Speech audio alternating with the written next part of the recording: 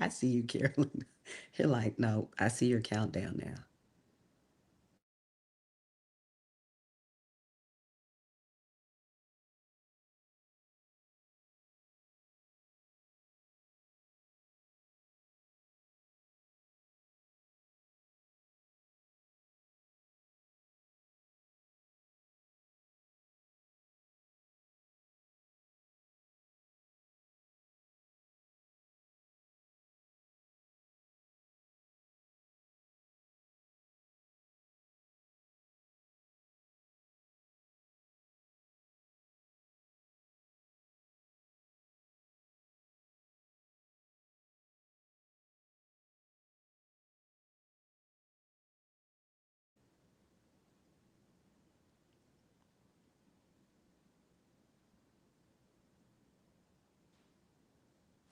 Hi, everybody. Nick here is they, them pronouns, and I am so happy to be here. And in case you have missed out on the American Dreams Tour, that's right, we are coming to a city near you.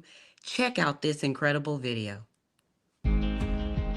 The American dream is being able to decide the direction of your life, being able to decide who you love, being able to decide what your future looks like. My story is an American dream. This is a tour that's going to amplify what the road to equality across America can and should look like when we all get involved. We're going to be raising 1 million voices for equality throughout the course of this campaign effort and through this series. This is our time. This is our moment. These are our American dreams. When I think of the American dream, I think you could be black, you could be gay, you could be disabled. You should be able to fulfill all the dreams that everyone else has. I think about being able to contribute to our community. Being able to live authentically. Supporting one another. Freedom to love who you want. I think about our democracy. I think about fair representation. Hope, love, family. Equality, equity. Life, liberty, and the pursuit of happiness. Our dream, our wants are the same as yours. It's your turn. Scan the QR code or visit hrc.im/voices. That's hrc.im/voices. Take the pledge, raise your voice, and be part of a movement that will change millions of hearts and minds, one story at a time. I'm Tim, and I am the American dream. I am the American dream. And I am. We are the American dream. You are part of the American dream too. So that's why you need to take out your phone right now and take a picture of the QR code on the screen. Share it with everyone you know, and then get to work telling your story. Your voice is so powerful, but a million voices are unstoppable. Hi, everybody, again. Nick here is they, them pronouns, and you all welcome to HRC Special Membership Town Hall. I'm the Vice President of Strategic Initiatives in DEIB, and we are so pleased that you all joined us this evening. We're going to be talking about HRC's success on and off, talking about the American Dreams Tour, the latest threats to marriage equality, and current events in the LGBTQ plus community. You all are already dropping amazing comments. We will be throwing some of them up on the screen, so just know we're paying attention to that. You all, first thing, we all know that Trump and his MAGA cronies, we all know that are stripping away life-saving health care for trans Americans, support for LGBTQ plus businesses, protections against hate crimes, and even housing assistance for people living with HIV. They come for our passports, and now they're trying to come for marriage equality. These are the attacks on our progress, protections, and our people. But you all, we know how to fight back. HRC is counting on folks like you and grassroots support from all of our amazing members. We need all of you and your support today to keep up this fight.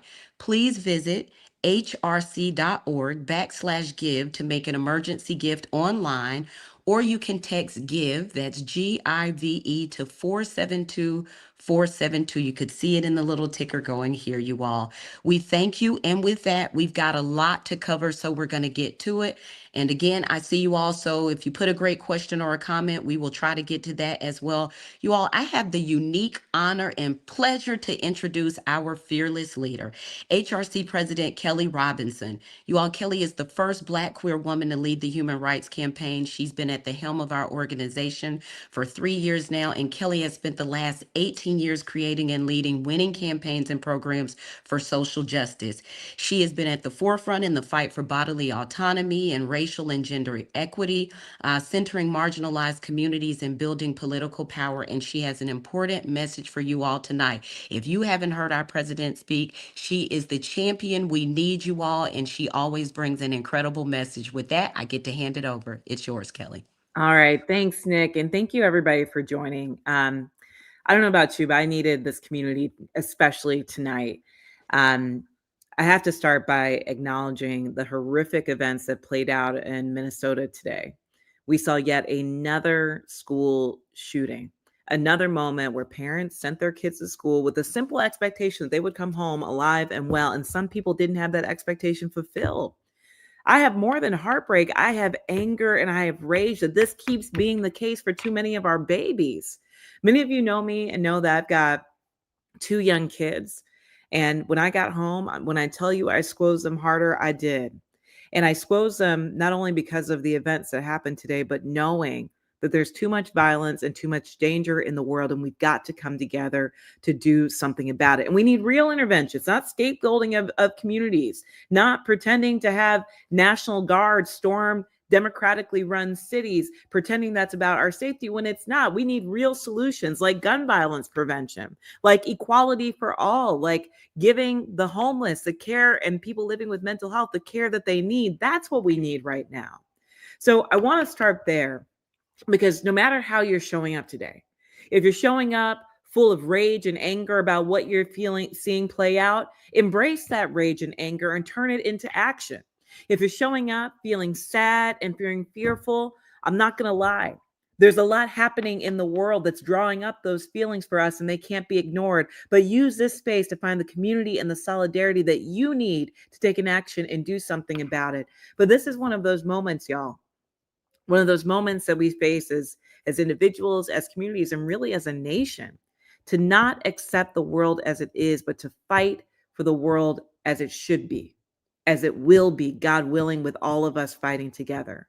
Because this moment that we're in is as fragile as it is urgent. And the only thing that has ever moved us through has been the power of our people. The only thing that has stood in the gap when systems have failed us has been the power of the people. And that's why we're gathered here today. So I do hope on this call that we can create space to hold the grief, the anger, and the anxiety that folks are feeling, and to also lean into what could be possible if we work together. So I want to also start my call with some gratitude.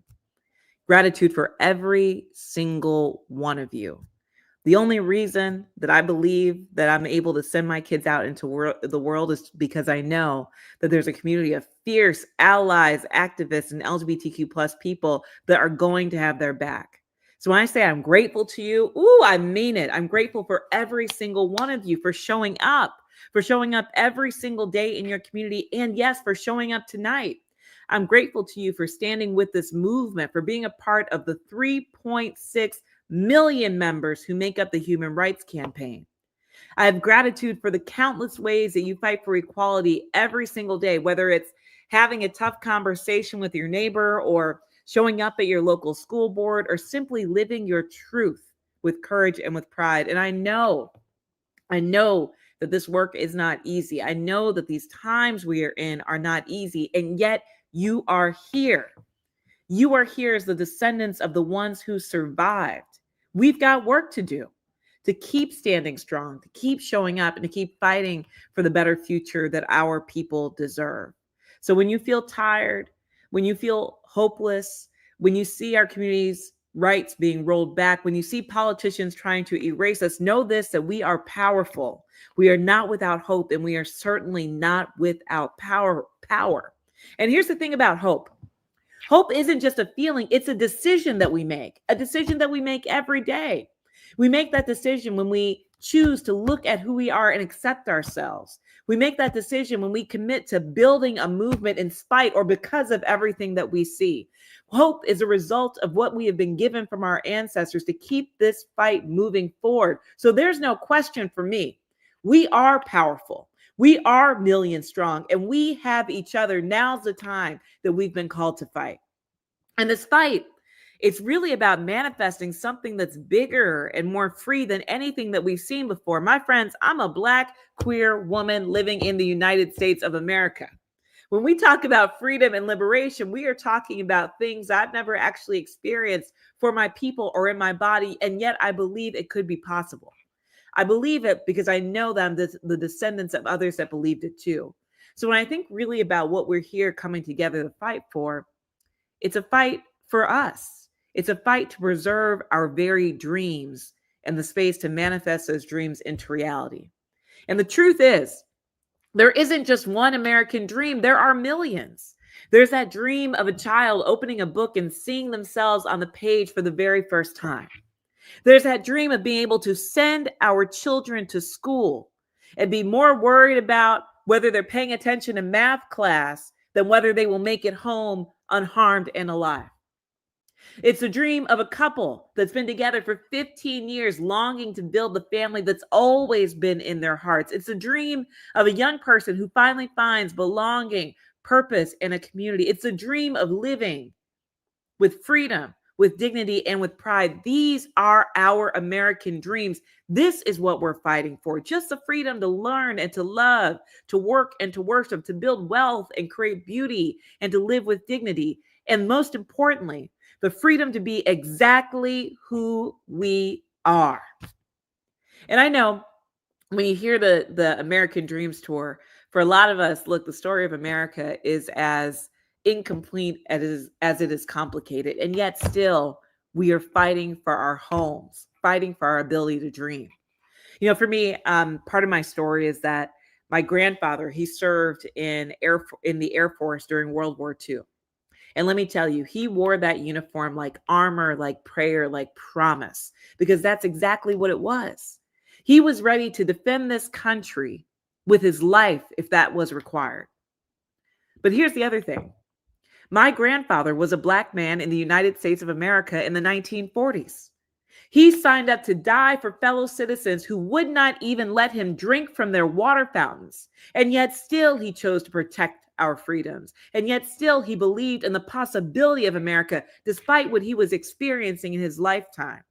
And it's that belief, that hope that's been passed down to me and to my family and to this legacy work of building movement, that promise of freedom that's still worth fighting for. It's the same belief that Dr. King lifted up when he declared that the arc of the moral universe is long, but it always bends towards justice. My friends, we know that for that arc to bend, it does not happen on its own. It happens because people like us, we push it, we pull it, we pry it, and we will it to do so. That's what we're called to do right now. And LGBTQ plus people have always done that.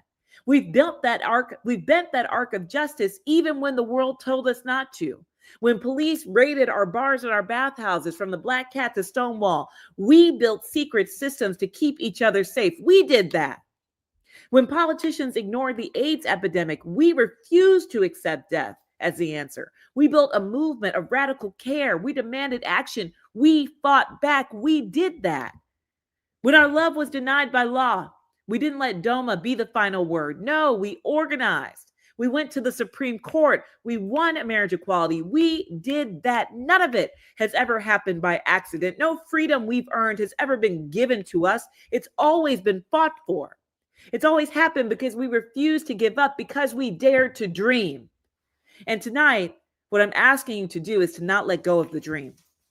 Yes, there are headwinds in front of us. These are not ordinary times, my friends. There's nothing ordinary about what we see playing out, from ICE raids to the disenfranchisement of Black and brown voters in places like Texas, to the military being deployed on American citizens. And it's only 7 months into this new administration. There's nothing ordinary about what we see playing out. But here's the thing, when things are unordinary, LGBTQ plus people and our allies, we show up extraordinary to let them know who we are, what we're made for, and that we will never let anyone co-opt our dreams or take away the rights that we fought for. So now's the time, my friends.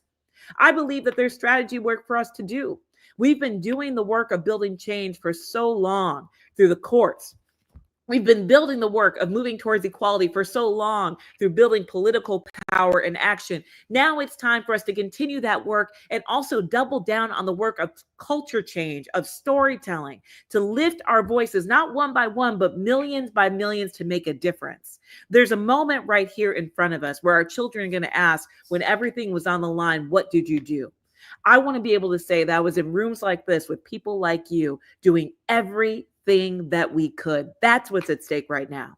So today on the call, you're going to hear a lot about the state of play and what we see around the corner in our strategy to fight back. But I'm here to tell you that there is still hope, that every day across this country, I see glimmers of it. I see examples of it. It's time for us to double down on this work of equality. And that's why we're gathered here.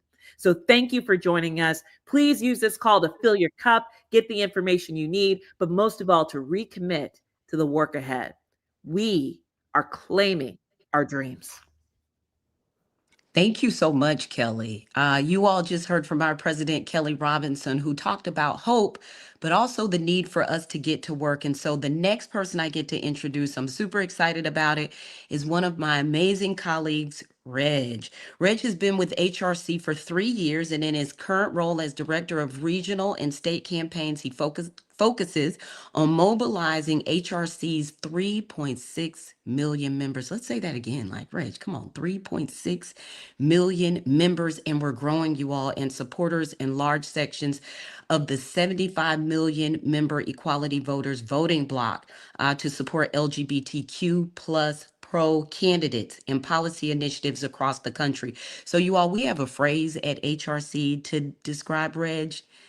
What are you bringing? Big Reg energy. Yes. Okay. Come on, Reg. Come on off mic and share some of that big Reg energy. If you haven't gotten it, check it out now, y'all. Well, thank you so much, Nick, for that wonderful introduction. Now, folks, I understand that this is a terrifying time. It's impossible to turn on the news or even open up an app on your phone without being confronted by the horrors. It can be easy to get discouraged, to get distracted, to get depressed.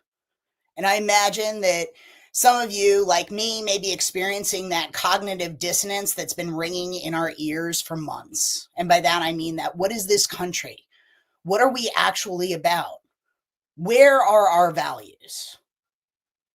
Now, the benefit of my job is that my team and I get to talk to change makers all around this country. Sometimes those conversations happen in person, not just in American Dream store stops, but in places like Wisconsin and Arizona and North Carolina. They happen when we field questions from the families who are fleeing to safer climates and want resources in their new communities. And they happen when we call on our equality voters to show up and show out for elections. Like Nick said, HRC has 3.6 million members nationwide. One of our greatest strengths is our sheer size and people power.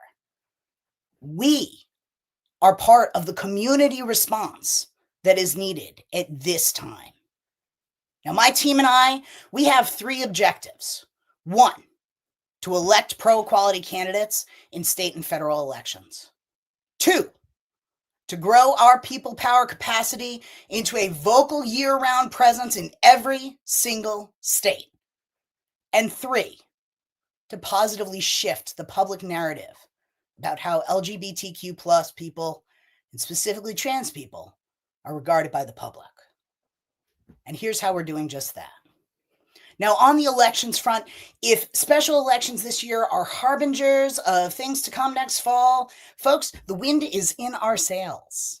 According to the down ballots number crunching, Democratic candidates have run roughly 16 points ahead of the 2024 presidential results. 16 points. And that's on average across 34 special elections this year. And we're seeing flips in power in districts that have been historically deep, deep red. Just this week, we saw Caitlin Drew break a supermajority in the Iowa Senate in a district that Trump won with an 11-point swing towards victory. And in a 30 plus Republican district in Georgia, The lone Democratic candidate in the race, Deb Shigley, dominated with 44% of the vote, taking what should have been a Republican runaway victory and turning it into a runoff.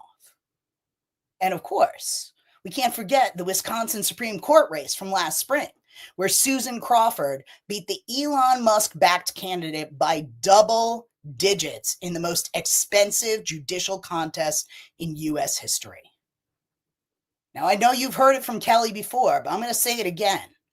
When we all show up, we win. Now, one place we're putting our resources this year is Virginia. HRC PAC has made significant on-the-ground investments in Virginia over the years, including supporting a wave of pro-equality candidates in 2019 that led to the 2020 passage of the Virginia Values Act. That's a law that expanded state non-discrimination protections for all Virginians, including on the basis of sexual orientation and gender identity. And in doing so, Virginia became the first state in the South to adopt non-discrimination protections for LGBTQ plus people. This year, we've endorsed pro-equality champions like Abigail Spanberger for governor, Ghazala Hashmi for lieutenant governor, Jay Jones for attorney general, and 16 House of Delegate candidates across the state. And in my home garden state of New Jersey, we are throwing our weight behind current Congresswoman and gubernatorial candidate Mikey Sherrill. Over the years, Representative Sherrill has proven herself a staunch advocate for equality, and she's been a reliable partner in the fight for advancing our community's rights. Now, if you're in or around Virginia or New Jersey, look for our in-person opportunities to join canvasses or phone banks with our members. And if you happen to be in one of the other 48 states, don't worry. You can still join us in getting out the vote and growing our teams. And we'll drop some info. Oh, I see it scrolling along right at the bottom there. That'll take you right to all of the opportunities we have for you to take action with our field team. And in addition to these opportunities to take action and get in gear and get back in shape for the 2026 midterms, when we will retake the House, we're offering trainings on everything from how to hold your lawmakers accountable to getting involved with your local school board. And of course, our storytelling trainings offered in connection with our 1 Million Voices campaign. Because we know that these problems that we're facing now, they can't be fixed with one-off messaging. They can't be fixed just with memes. They can't be fixed just with trolling the other guys. We need to go deeper. We need to get more nuanced. We need to be willing to engage with the people who say they're just asking questions and give them our answers. Tell them our stories. Because no matter how many books they remove from our school libraries, no matter how much they try to silence critics by eliminating positions, removing funding from community centers, they can't erase us. We're too glorious to go anywhere. It's never worked before, and it's not going to work now. Now, before I turn it back over to my colleague, I'm going to share again just 2 links and opportunities that can be done anywhere. So again, we have those phone banks to turn out equality voters in Virginia every single week. This week's phone bank is tomorrow night, Thursday night at 6 p.m. Eastern Time. So to sign up, you can go right to our Mobilize page. And as has already been mentioned, you can pledge to tell your story and join our 1 Million Voices campaign. Now, with that, I will turn it back over to Nick. Thank you so much, Reg. You actually delivered on the big Reg energy. So you all listen, Reg inspires us all the time. The key is we need you to be inspired and to inspire others. You all, the link is there. I also see you asking in the chat how you can get involved locally. First of all, let's not sleep on Virginia. We can all do our part by helping in Virginia, but also there are other opportunities to check out opportunities in your own state. So follow those links and we'll get you connected. I also want to say this, no big deal there, bridge, like how we're going to take back the House, but I also know that we can do it, but we've got to do it together. You all, next, it is my pleasure to introduce another fabulous colleague of mine, Kate Oakley. Kate is our Senior Director of Legal Policy, and she's responsible for advising legislators and advocates working to enact laws that further LGBTQ plus equality at the federal, state, and local levels. You all, she leads HRC's policy work, and we've asked her to share some information with you about recent developments that have been in the news, mainly, no doubt, marriage equality. With that, Kate, take it away. Thank you, Nick. And before I get started, I'll just say that as a Virginia resident, I can personally attest that these phone banks are happening because I got a call from one of my colleagues the other day reminding me to vote. It's very exciting. So I'm here to talk to you about Kim Davis and why marriage equality is suddenly back in the news. I know that we had a lot of questions about marriage equality and people are feeling very, very anxious. And I understand. I have been married for quite a long time to my wife. I remember what it was like when we would cross state lines. I used to have to travel from a state that did not have marriage equality into here in DC at the HRC office where we did. And my marriage would appear and disappear every day on the metro. So I remember what it feels like, and I understand why folks are so anxious. So I'm going to lay out a little bit of what's going on, hopefully dissipate some of your concern, and also talk to you about some of the things that are potentially in the future and what some of the backstops are here. So first, why is Kim Davis in the news? Kim Davis is represented by a law firm called the Liberty Council, which has been designated as an anti-LGBTQ hate group by the Southern Poverty Law Center. The Liberty Council's reason for being is to come after LGBTQ equality, much like many of its cohort included in Project 2025 and otherwise. So Kim Davis is in the news because Kim Davis, 10 years ago, folks may remember, refused to comply with the Obergefell decision when she was a county clerk in Kentucky. She had several couples who came to her to get married. She refused to marry them. That case then went to court. She was compelled to marry them by the court. The court ordered her to do that. She again refused. And as a result, she was found in contempt of court. She served a few days in jail, and ultimately these folks were able to be married. And one of the couples who she denied, who she refused to marry, then filed a civil lawsuit saying that they had experienced emotional distress because of her refusal to follow the court order, to acknowledge their constitutional rights, etc. That case has been slowly working its way through the courts for quite some time.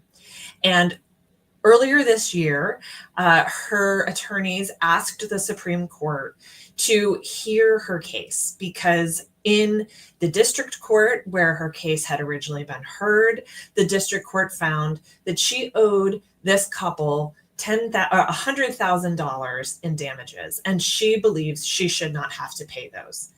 There is a lot of wonky, nitty-gritty lawyer stuff in what I'm about to say. So I am going to try to be as simple as possible in saying that two of the claims in front of the court are saying that she shouldn't have to pay damages for these two reasons. She should not have to pay these two men $100,000. The third question, which they brought up in a completely procedurally inappropriate way. I know procedurally inappropriate may sound super technical, and it is, but this is, from a lawyer's perspective, a very important technicality. This is not how it is done. And when I say that, what I mean is the Supreme Court is supposed to be reviewing decisions that are made by the courts below. It can't be reviewing decisions made by courts below unless those courts have made a decision.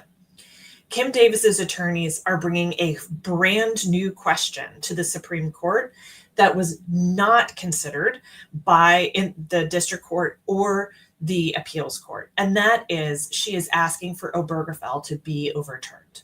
Obergefell is the marriage equality case, the case that was decided by the United States Supreme Court in 2015 that brought marriage equality nationwide. So she is now asking the Supreme Court to take up that question. It is important to know that a very small percentage of cases that are brought to the Supreme Court are even taken for review. That percentage is something like 1 or 2%, depending on the year. So just because she's applied for this doesn't mean she's going to get it. What happened procedurally, and again, this is a little bit wonky, but the Supreme Court doesn't require the other party, the party that's not appealing to the Supreme Court, to say anything about whether or not they should take up the case. The burden of convincing the court to take up a case is completely on the person who's bringing that appeal. So in this case, for strategic reasons, the gay couple did not file a brief to the Supreme Court saying, don't take this up. The Supreme Court asked for them to file a response, for them to explain why the Supreme Court shouldn't take up the case, which is unusual, and that is what made news. It is important to know that it only takes one justice to have that kind of request be made. And I don't think that it would surprise anyone to know that there is at least one justice on the United States Supreme Court who would overturn marriage equality if he could. So while that is a very unfortunate and fairly uncommon event, it is not something to panic about. The Supreme Court has not said that they are taking up the case. They asked for more information about whether or not they should. And they also granted an extension. So this is something we're not going to have more information about, whether they're going to take the case, for potentially months.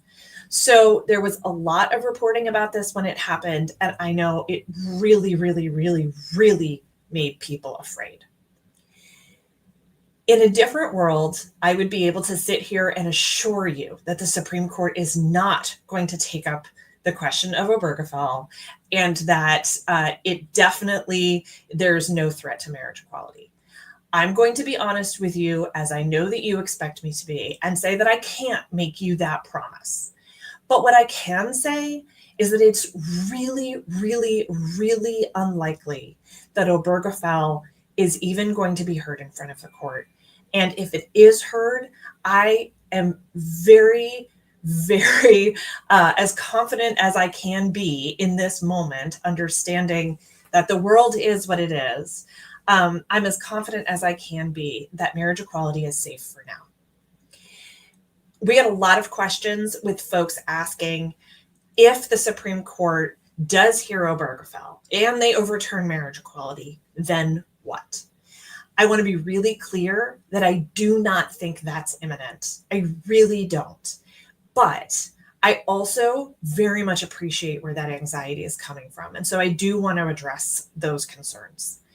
One important thing to remember is that marriage is determined by the states. So each state gets to set their own rules for whom they will marry. Traditionally, the federal government has deferred to states and allowed states to make those rules, and the federal government has not itself had a definition of marriage. That changed with the Defense of Marriage Act that was passed in the 90s that said marriage was between one man and one woman for the purpose of all federal benefits. That case was that law was overturned by Windsor versus United States.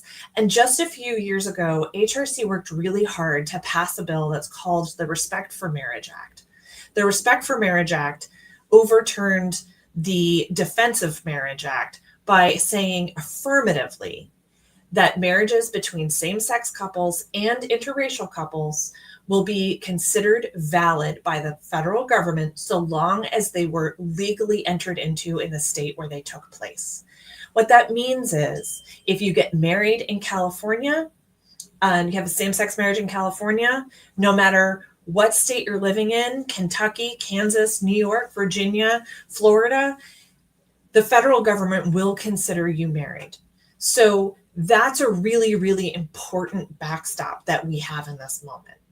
The other thing that the Respect for Marriage Act did was it said that a state has to respect a marriage that was performed in another state.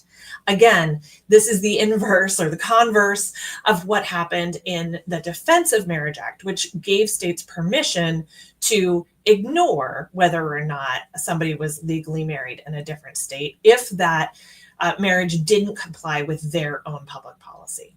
So again, what this means is that if you're married in California and you move to Florida, if Florida has decided to no longer honor same-sex marriages or no longer have them be performed legally in Florida, if that marriage was legally entered into in California, for example, Florida would have to respect it.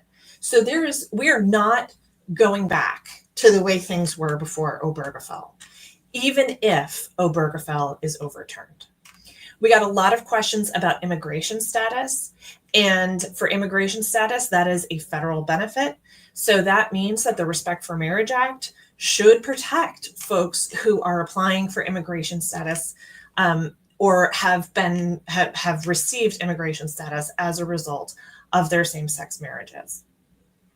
The other thing that people have asked is, what about a marriage that has already been entered into?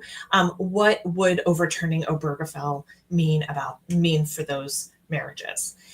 The very short answer is that I cannot guarantee that anything in particular is going to come out of the Supreme Court about that. They're going to have to opine about that should they decide to go there. But what I would say is that from a legal perspective, the idea of trying to disentangle the many benefits and responsibilities of marriage would be so completely impossible for the state to achieve that it is incredibly unlikely that that's something that the court would even consider. So I really want folks to understand that marriage equality for now is probably safe, and that it's as important as it ever has been for you to do the things that you need to do to protect your family. I definitely recommend that folks talk to lawyers about whether a second parent adoption is right for your family, whether you need to do estate planning. That is best practice for every family, same sex or different sex, who is married, to make sure that your arrangements are what's right for your family. But I do also want to be very clear that in this moment, there's no need to panic. And we know that these people are coming for us. When they tell us they want to come for marriage equality, we need to believe them. The Liberty Council, as I mentioned, is an anti-LGBTQ hate group designated as such by the Southern Poverty Law Center. Other anti-LGBTQ hate groups like the Alliance Defending Freedom have been very engaged in Project 2025, and those folks have been empowered by this administration. So at the same time that I want to tell you not to panic about marriage in this moment, I also want to make it clear that our fight for LGBTQ equality is very, very much ongoing.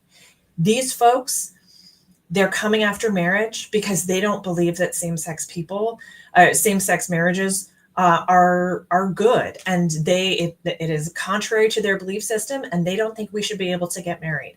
They also don't believe that we should be able to have workplace non-discrimination protections. They also don't believe that we should be allowed to raise children. They also believe that transgender people shouldn't exist, and they have all kinds of horrible ways that they are trying to push trans folks out of society. It is so important for people to understand that the folks who are pushing this case, the folks who are pushing the bad bills in the states, the folks who are pushing bad bills in Congress, and these horrible administrative actions underneath the president, these folks, they're coming for all of us. They see no distinctions between us. They do not want folks like us to have rights. And so we all have to really engage and dig in and be ready to fight back, because they're not giving up, and neither are we. With that, I'm going to turn it back to Nick, and I am happy to take more questions at the end to help clarify things for folks. But Nick, back over to you. Thank you, Kate. I just want to say, like, that's the truth. What I heard from you is like, don't panic, but we also recognize that our rights are under attack, and that's why we're here to get you all engaged so we can make a difference together. So you all, let me just clarify. Now we are going to move to the question and answer session. I do want to say this. A lot of our questions for this town hall came from membership. Folks just like you, and I see your questions in the chat now. And what we're seeing from the questions is the reality. Our community is on edge. We're grappling with political changes that threaten our rights. So we're going to jump right into some questions. And with that, recognize we're paying attention to the chat, you all, so we can see you. So the first question up is this. We've gotten a lot of questions from our members and our supporters. Kelly, I'm going to come to you first.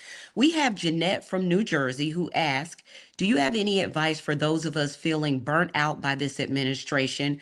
What gives you hope and sustains your resilience? And then just another double down on that is from Linda in Florida.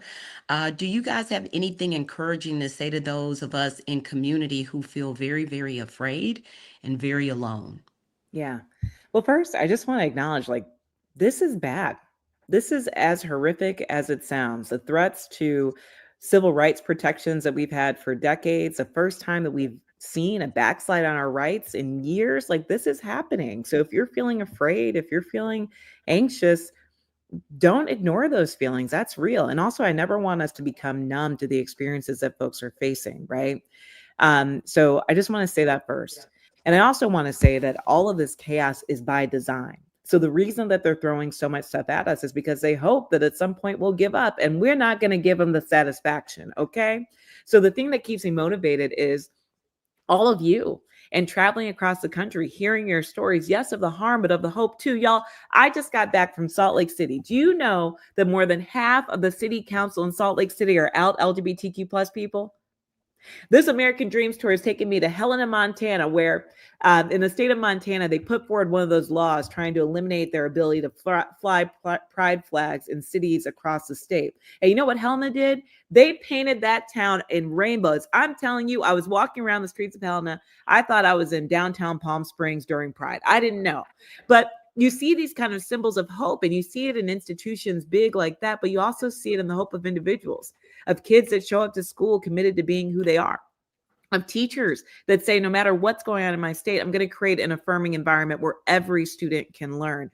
This is a time where I think we really need to love on each other, to look for those examples of hope, and then find things to do. Every day there's an action you can take. Whether that's calling a member of your, calling a representative, an elected official at the local city council level or at the federal government level, you can show up to make sure that LGBTQ plus youth know that there's an ally and affirming adult there to have their back. Or you can join us on the American Dreams Tour and commit to raising your hand to be a storyteller and joining this effort. But I think that putting some of that energy that we have into action is the greatest antidote to all the fear and anxiety out in the world. Totally agree. Kelly, you just said something really important because, as Kate was talking about marriage equality and this idea of no, we don't need to panic. The reality is our rights are under attack. So you've got to be showing up, going hard because like it's lost if it's not for us. And so the key I think there is like, y'all don't panic and not take action, but you should be deeply concerned and activated. And I'm assuming that's why you're on here tonight. And again, I saw some of you say like, how do you get involved? We're going to have that ticker still going. There are ways to get involved with us, but you can always go to our website, you all. There it is. See, ask and it shall be granted, right? But the reality is we're showing you all the ways that you can get involved because if you are sleeping at home, then who else is doing the fight? Like we're here doing it, but we need you all. So, panic, but take action too. Don't panic and still take action. Whatever that is, know that we need everybody in this fight. My next question is for you, Reg. We have Carolina from Virginia ask, what are 3 important policy changes you would advocate for in a pro-equality project 2029? That is a fantastic question, considering the fact that I feel like I am constantly haunted by Project 2025, as we all are. The first thing that I would say is, number one, we got to build the bench. And so that means actually, the architects of today's fresh hell, or today's fresh hells, they didn't just pop up out of nowhere. They spent time really getting elected. They took over state legislatures. They took over state capitals. They rose up through the ranks. So it's up to us to really get involved. Like Kelly said, like Kate has said, like Nick has said, get involved, get into those races, get into the mix, build that bench, because we need you to be making those policies. The second thing is on that front is nonpartisan redistricting. You know, if we had nonpartisan redistricting where we were able to actually be represented, I think our country would look a lot different. I think our policies would look a lot different. You know? And then the third is the Equality Act. We need federal non-discrimination. The Equality Act would address so many of the issues that we work on here at HRC. It's not going to solve everything, because we know that legal equality does not equal lived equality, but it would address a lot. So those are my three policies that I would throw into the draft for Project 2029. Thank you, Reg. We appreciate that. You all, I told you I'm looking at the chat. This is real time here. So I'm going to put up Mary Stockwell's question.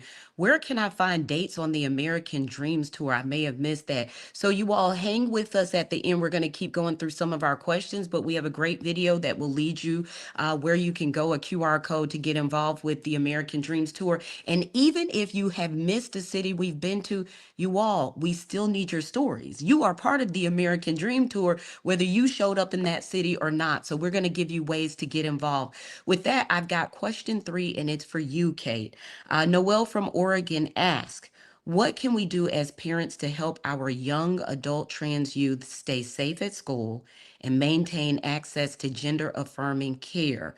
My trans daughter will be starting puberty blockers soon, and we live in a presumably safe state.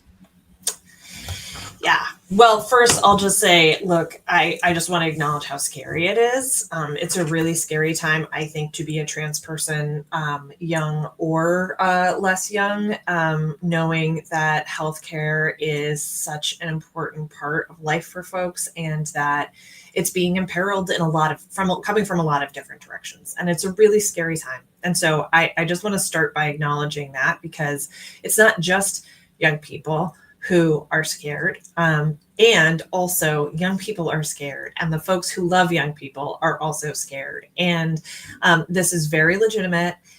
And, you know, there are states where it is going to continue to be possible for folks to be able to continue to receive care. And that is really, really, really important. I'm about to talk about some of the things that are going to make it harder for people to receive care.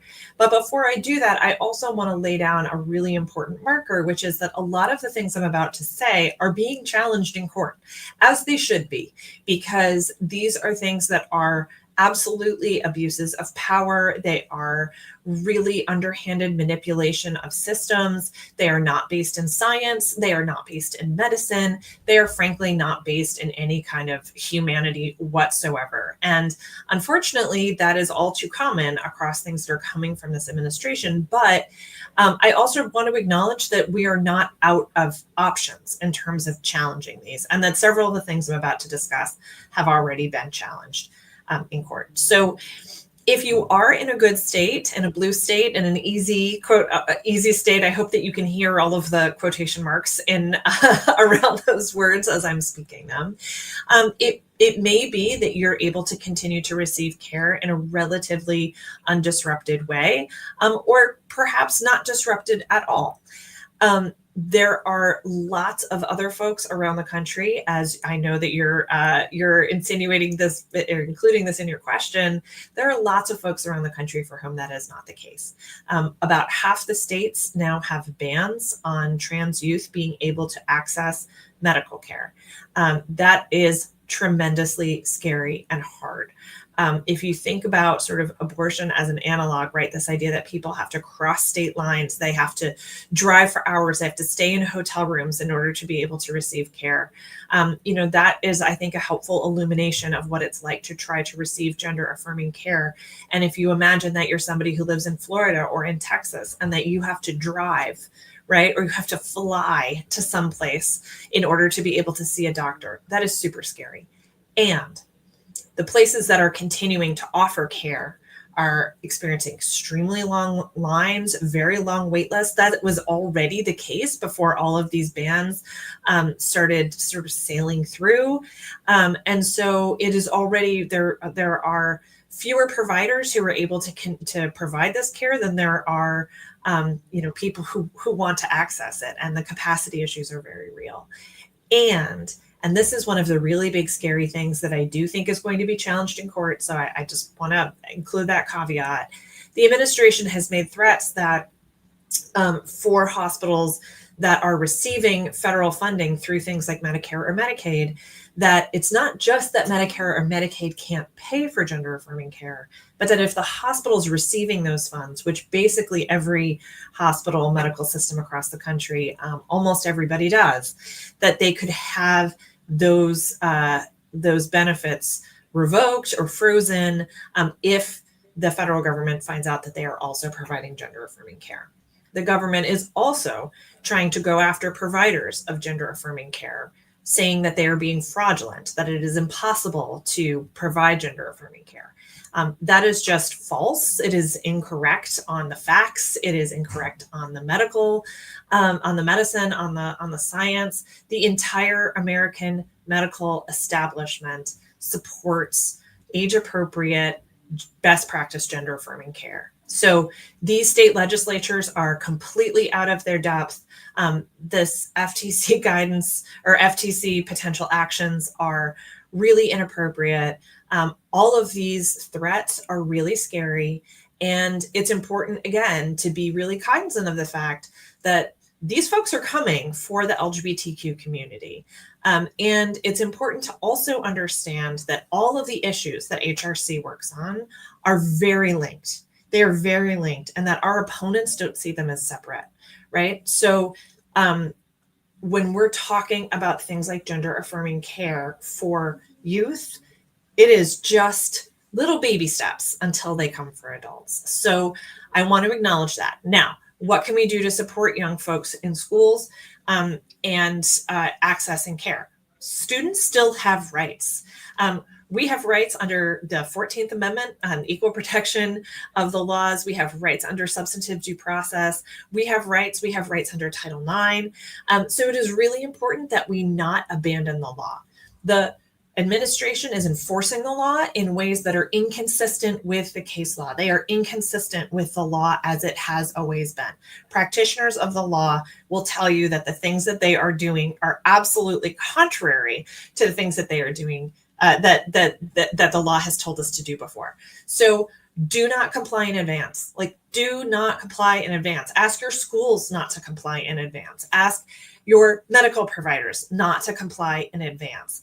We have to make sure that we are pushing as far as we possibly can to make sure that folks are able to receive the care that they need to thrive.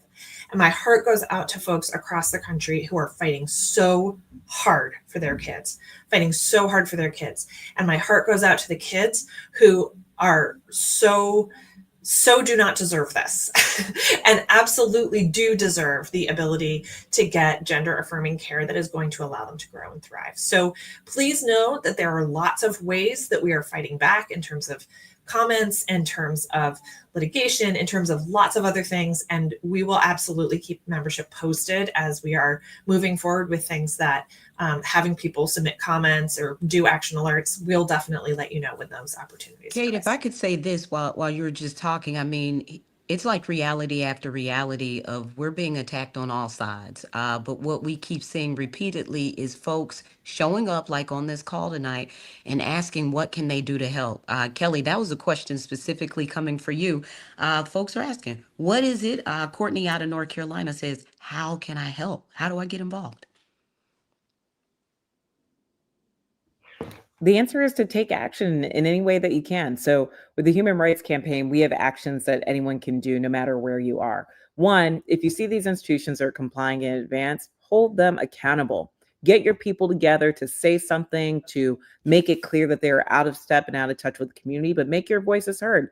I see some comments in the chat here about Virginia, but in one county in Northern Virginia, we saw the parents and the PTA fight back against folks trying to comply in advance. So we know that you can do this and we know that it works. And there are instances that we're seeing people win. So hold institutions accountable. Two, proactively raise our stories.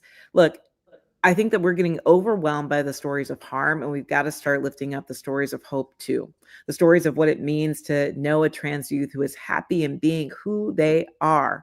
The story of an LGBT couple that got married and has been married for 10 years and how happy they are to be as boring as they are living wherever they live. You know, we have to lift up our stories. So again, the American Dream Tour is an opportunity for us to lift up our stories. And then three, invest. Invest in the organizations and in building power in ways that can change the game. So yeah, invest in organizations like the Human Rights Campaign. Invest in local candidates that are doing work that you support. But we've got to make sure that we are filling the gap where other institutions are leaving us behind. Shoot, invest in that local queer-owned coffee shop in your neighborhood, but invest in us and people that support us. Those are just a few of the things that folks can do. But I also encourage folks to think of, hey, wherever you are situated in life and in the world, how can you be an advocate every day? Maybe that means speaking up more at your ERG meeting at your business. Maybe that means showing up to a school board meeting. Maybe that means being a mentor to a young person that just needs to know that they're seen. But you got to find things that you can do every day. But it's by every one of us doing a little bit and doing our part that it will add up to a lot. It will add up to the momentum, to the power that we need to shift the momentum on this fight and to get us into a winning position. And again, I think the thing that brings me hope is, you know, it was only 2 generations ago, my great aunt, who is the matriarch of our family, she died at the age of 102. And we heard stories at her homegoing of how she sat at the footsteps of our ancestors who were born into slavery. So although the challenges in front of us are steep and are grave, we know that we've come too far. And as the old folks growing up used to say, we didn't come this far only to come this far. We are moving all the way towards freedom and equality, but this is a season that demands that we show up.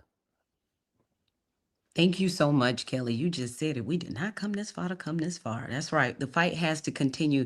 You all, you just heard from Kelly about all the different ways you could take action. We've got that down there, hrc.im/million voices.